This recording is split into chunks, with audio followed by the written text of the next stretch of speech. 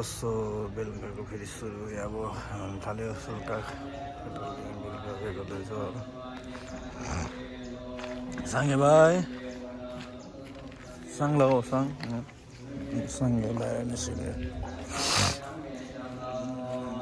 so